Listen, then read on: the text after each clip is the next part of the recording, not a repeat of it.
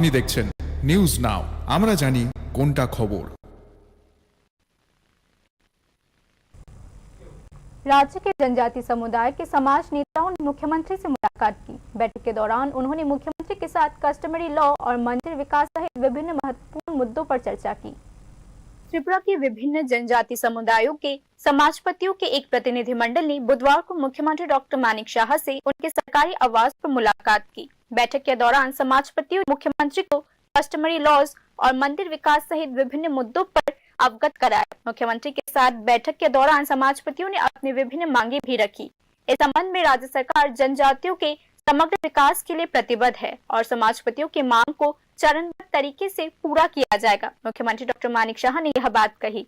मुख्यमंत्री डॉक्टर मानिक शाह ने कहा कि समाजपतियों का कल्याण भी सरकार की प्राथमिकता है। मुख्यमंत्री ने समाजपतियों को बताया कि बेटलिंग चिप मुद्दे पर मिजोरम सरकार के साथ चर्चा हो चुकी है और केंद्र सरकार को भी इस मामले से अवगत कराया गया है। मुख्यमंत्री डॉक्टर मानिक शाह ने समाजपतियों को आश्वासन दिया कि वे जल्द ही बेटलिंग चिप क्षेत्र का दौरा करेंगे।